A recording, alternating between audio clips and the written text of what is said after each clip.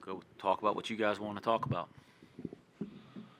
All right. Well, Coach, hope you're doing well. Obviously, you guys recently brought in Texas transfer Dylan Mitchell. You released a statement on him, but if you just wanted to go more expansive thoughts about what was so attractive about bringing him into your program.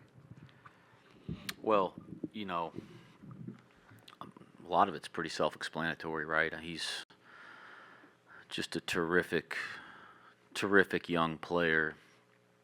I think sometimes with guys, you gotta stand up here and you gotta explain what you've seen. And Dylan's different because he's already done it at a really high level. He's had significant roles for two NCAA tournament teams. One team that made a deep run his freshman year. I think they won the Big 12 conference tournament his freshman year. I mean, he was a McDonald's All-American. I think a lot of it's pretty self-explanatory, but he's so versatile on both ends. Like, he can do so many things, guard so many different positions. I think he really fits our style of play, the things that we value.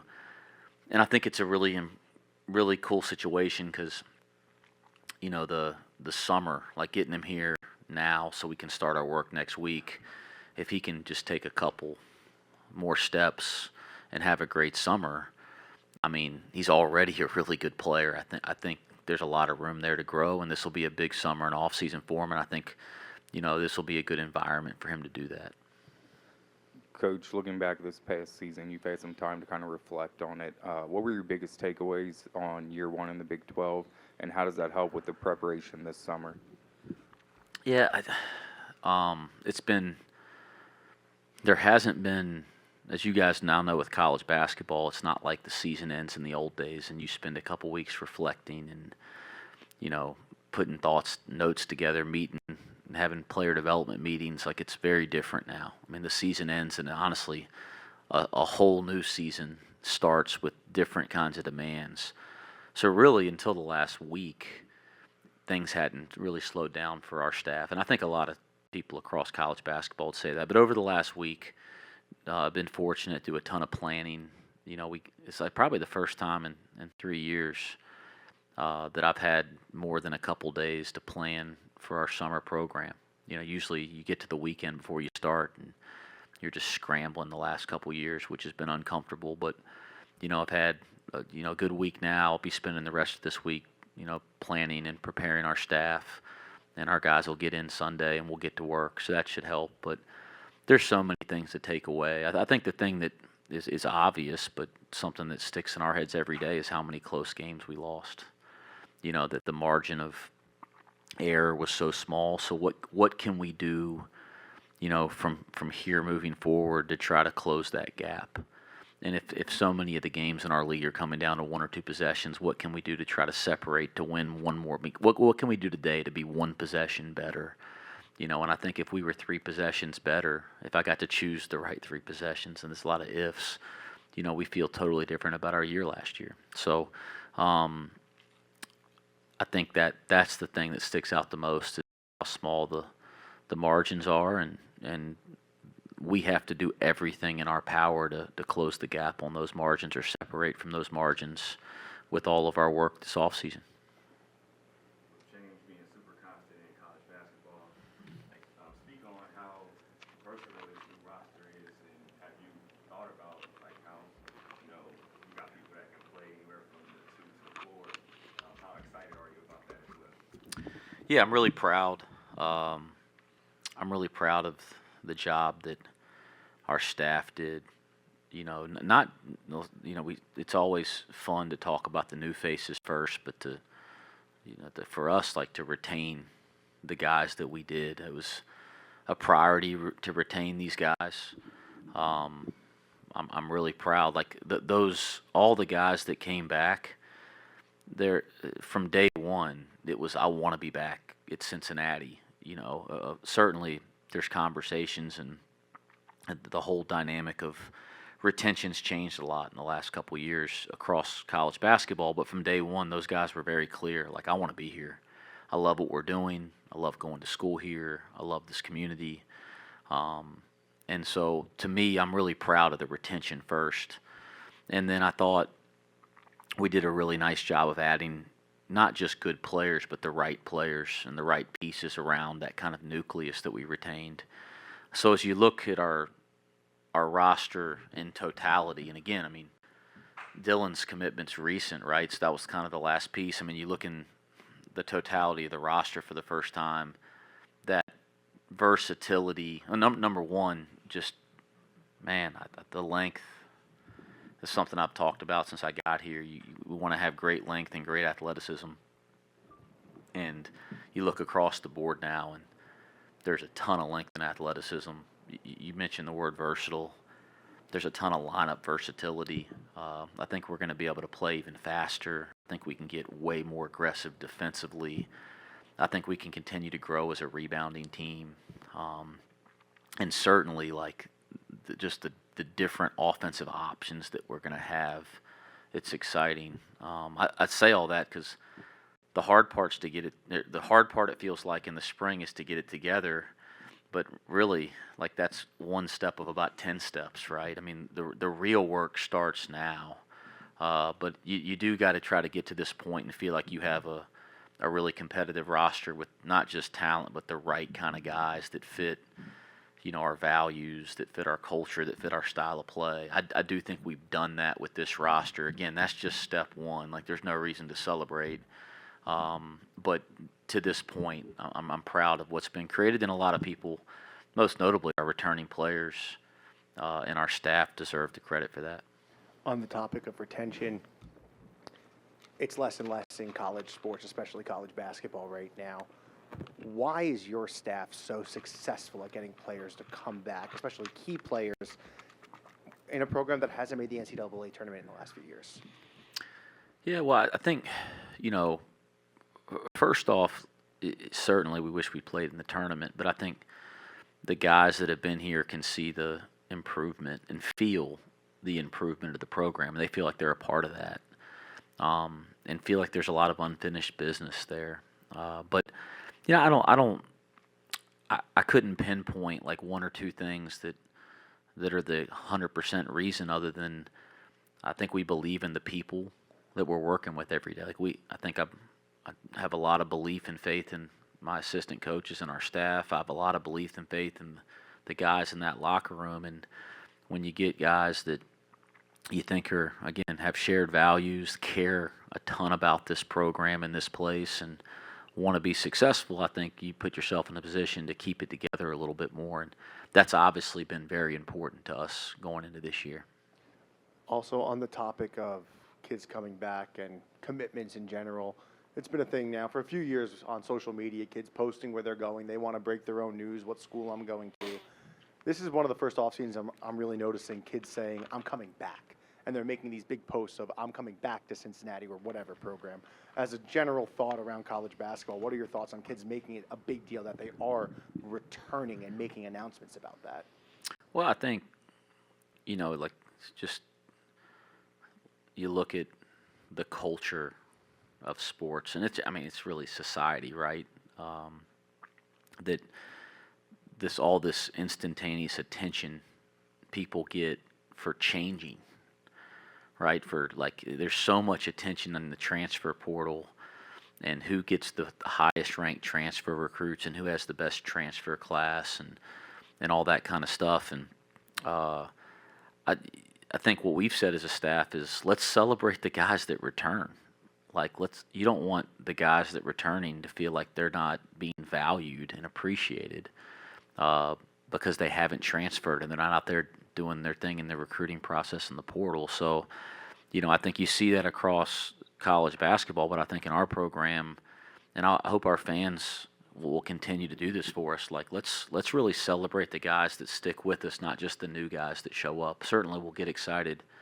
Look, with these transfers we have are all big transfers, and let's shower them with love. But let's really celebrate the guys that return. And I think some of the posts that were made from a social media perspective, I think, are just an example of that. But this is a community that cares deeply about our program, but I think it's a community that has a lot of pride, and I think respects guys that are loyal And so, well, I think as a program, we got to really celebrate these guys that have all these options and continue to stick with us. And I think our fans will do that. You referred to Dylan as the last piece. Is the roster set? Yeah, and unless, they want to give us more scholarships and that type of thing. But no, we have a really nice roster now. Again, step one was putting it together, and that doesn't mean we've accomplished anything yet, but it gives us a chance to get to work. With the influx of talent, it felt like with each addition, your team just got better and better. Do you feel a sense of pressure knowing how talented your team is supposed to be on paper, at least, going into next season? I mean, not external pressure. No, I mean, I think there's always, I think our players would say this and our coaching staff, that we all put a good, healthy pressure to reach the standards we have. And I think our fans out there and the people that support our program should feel confident to know that we put a lot of pressure on ourselves every day to perform, whether it's coaching, whether it's our players playing and improving. And that's going to be there regardless of what the media thinks of the roster and that type of thing. So, no, I think, again, I said it, and I'll continue to say it over and over. It'll probably be boring, but it was important to put together a roster we felt really good about. I think we've accomplished that, but that's just step one of a ton of steps to become a really good basketball team. And some of the most fun part of this process starts Monday when we start our summer program. And we got to have a great summer. We're not going to just show up and be a great team because we have a roster that looks good on paper. We got to show up and do the things every single day, starting on Monday, to try to build this into a great team. But I do think there's a foundation there to do that. You bring in Dylan Mitchell, he's a 5-star, and nice visit and all, but then you got to wait. Is it like sweating out a prom date or something? How is that for you? Well, Scott, I never had to sweat out a prom date. Well, I don't guess. Some of us did. No, just joking. No, I think that's just recruiting. I think we're very passionate about the things we do here. We're certainly passionate about recruiting, and when we identify somebody, like I think everybody can go out and now watch Synergy or game tape or go out and watch live games and go, he's really good. He's really talented.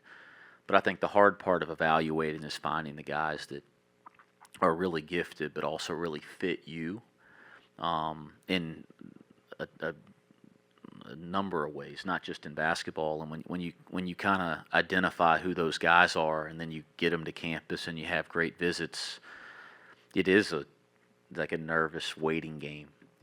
As I get older, I get a little bit better at it, but no, you don't sleep as well those nights because you're anticipating decisions, and you know how big those decisions can be for your program. But that's recruiting.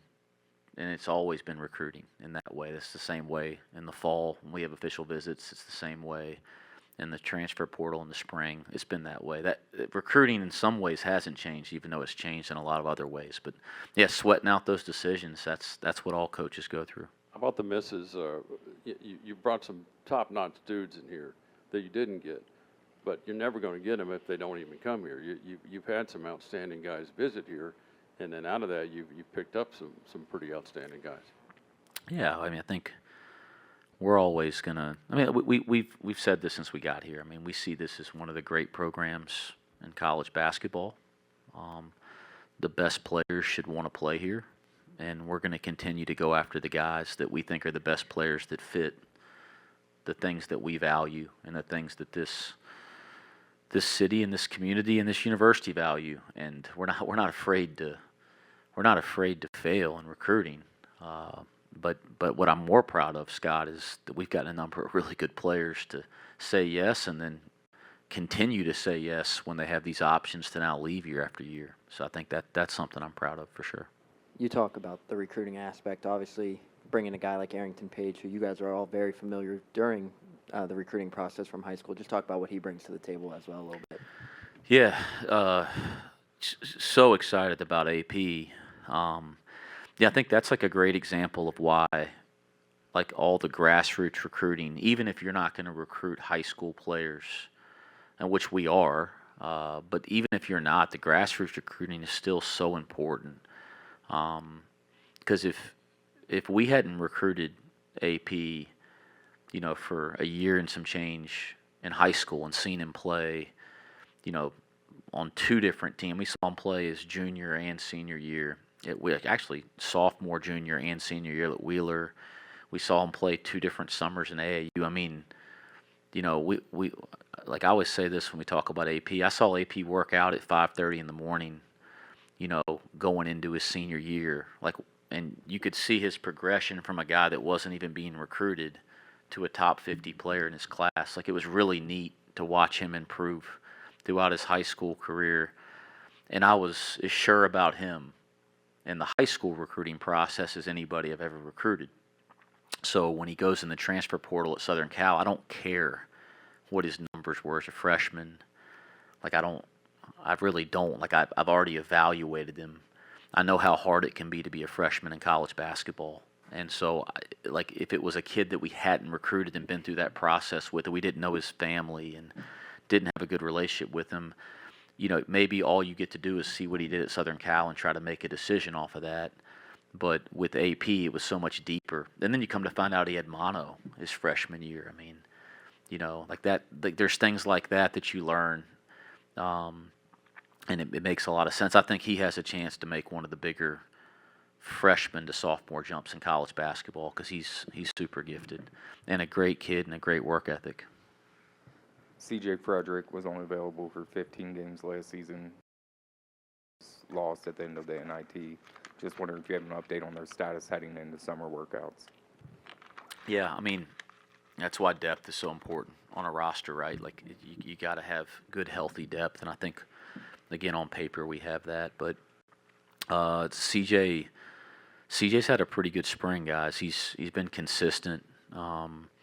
He's kind of built up week after week over the last 5 or 6 weeks pretty consistently. He's fully cleared and I think ready to go Monday. I was at Day-Day's doctor's appointment, his last checkup. Days are running, probably 2.5, 3 weeks ago, down in Charlotte with the guy that did his surgery down there, and doctor looked at it, felt great about the way the screw looked, and I think his progression is exactly on pace. I think Day-Day probably feels like he's cleared and 100% good if he was given the go-ahead because he feels 100% fine, but I think just being cautious and making sure that we do everything we're supposed to do. I think he'll be working out, but maybe a little bit limited the first 2 weeks, and I expect by middle to end of June him to be completely cleared. But I think that's more precaution than anything. I think he feels pretty good. If I'm not overshooting, this spring and summer, you don't have to worry about waivers. How does that feel for you? Because, last year that was a big thing, and this year it seems like it's pretty cut and dry. How is that for the players and the staff? Yeah, I thought some of the things that we had to deal with, when you specifically the 2 waivers last year, just added a hurdle to our preparation going into the season. And even as the season started, and then the eligibility creates another hurdle to make it all come together. Certainly that's a hurdle that's not there right now and is a bit of a relief.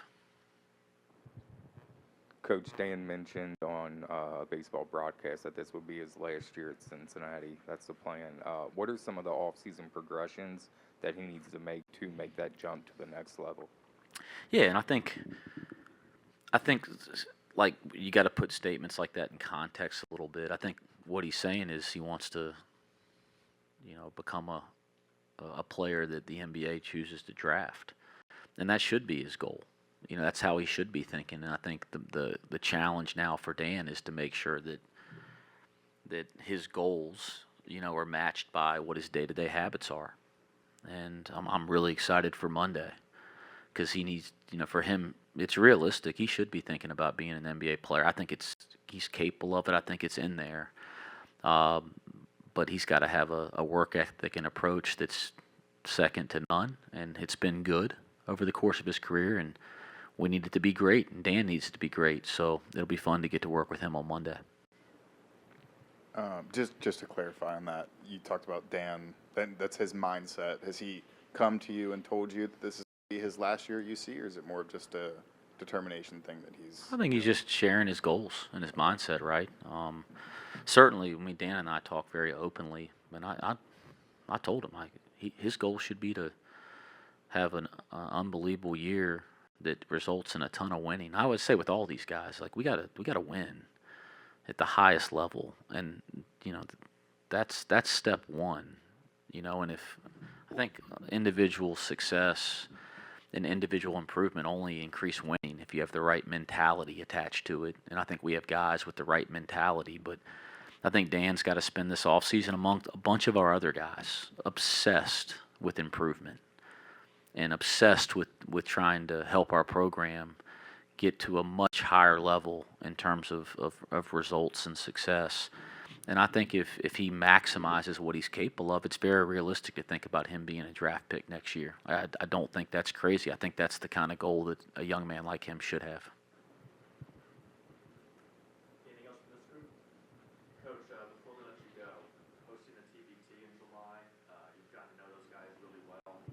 They had a nice run last year. What does it mean to have them back in Fifth Third playing in front of fans? Yeah, listen, I've said this from the day that I got here, the history of our program and the former players and all the people associated with it really matter. We're going to celebrate that and welcome them and recognize them, and we've tried to do that over the last couple of years. We'll continue to try to do that at an even higher level moving forward.